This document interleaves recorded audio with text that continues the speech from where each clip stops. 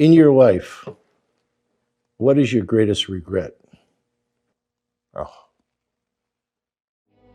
You know, I really don't have regrets. I am a person that says, you know, as soon as you look back in your history and you come up with something that you feel like you want to change, something else has to change.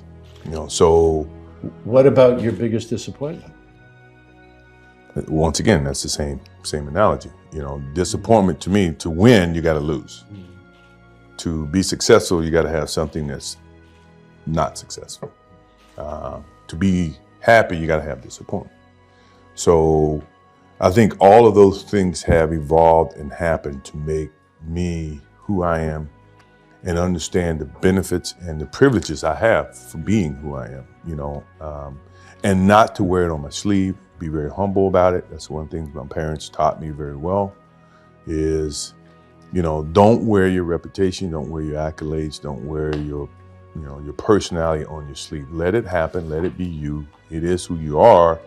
Don't hide from it, but don't wear it and rub it in people's faces. I felt I was open. I felt confident, and I felt within range. And you know, when I got it, I just kept fluid motion and went straight up and made the shot. So I made it with a lot of confidence, not with no doubt or anything. I always wanted to be connected to basketball because my love is always going to be towards basketball. And the best way that I think I can pass on the knowledge that I have for the game of basketball to tomorrow's players is through ownership. You know, being able to earn the respect of the players, be able to communicate with the players, to give them the understanding of what it takes to play in the league and to excel within the league. So initially when I got out of basketball in 2003, actually I got out in 1998, you know, when the team was dismantled. I really didn't know what I was going to do in terms of ownership.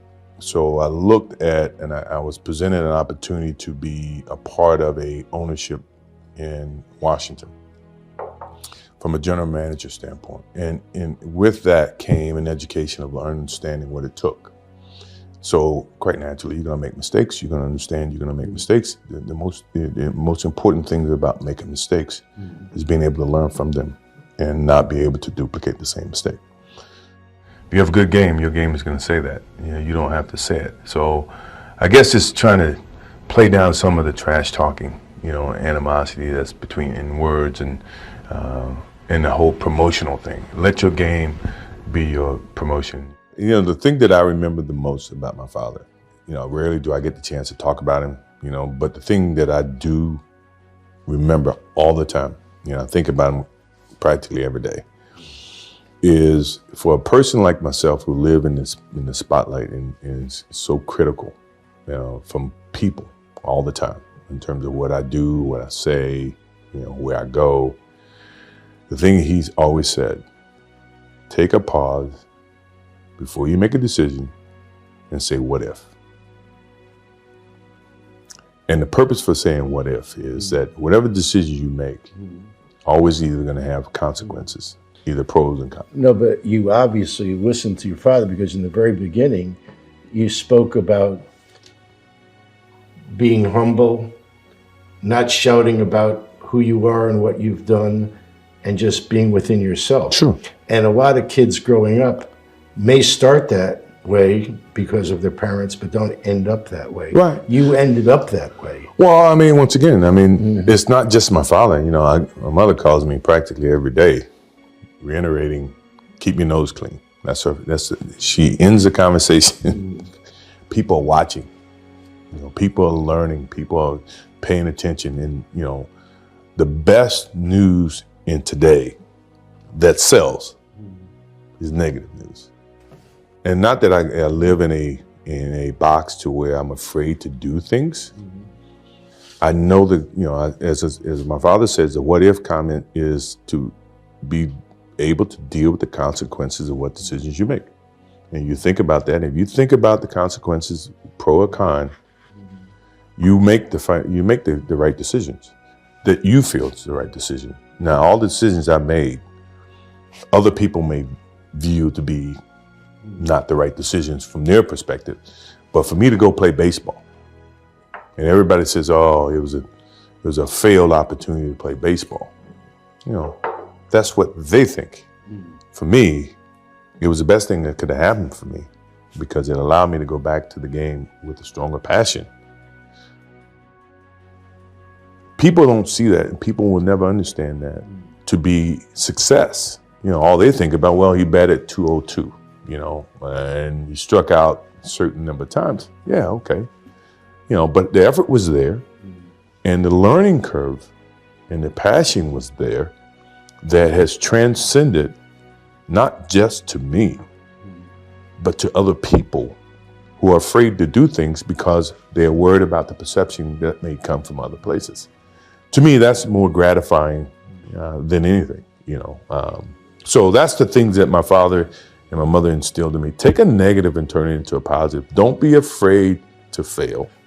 You know, basketball is my love, always have been, and I can't ever, you know, envision an ending of something like that. You know, that passion that I have for the game until I'm dead and gone.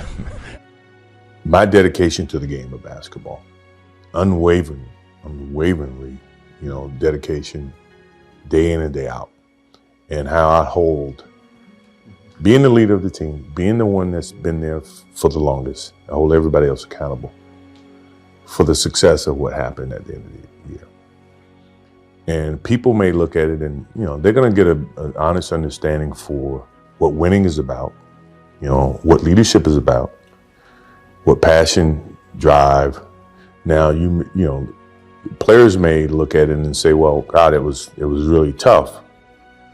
But when you think about what happened after us winning, you know, the contracts that, you know, other guys got, the memories that everybody got, the championship, blah, blah, blah, it's much more gratifying. The biggest thing about it for me was duplication, being that staying on that highest level of excellence, you know, showing that, you know, it's not easy to get here.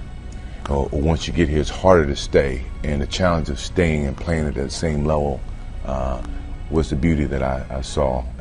And I feel like if I can ever think about, you know, what I miss about the game was being that consistent each and every day. That, you know, every time a naysayer say he can't do this, well, I think I can prove you wrong. Yeah, I think I can do that. I don't look at this moment as a defining end to my relationship with the game of basketball. It's simply a continuation of something that I started a long time ago. One day you might look up and see me playing the game at 50. Oh, don't laugh. Don't. Never say never. Because limits, like fears, are often just an illusion. Thank you very much. Look forward to it.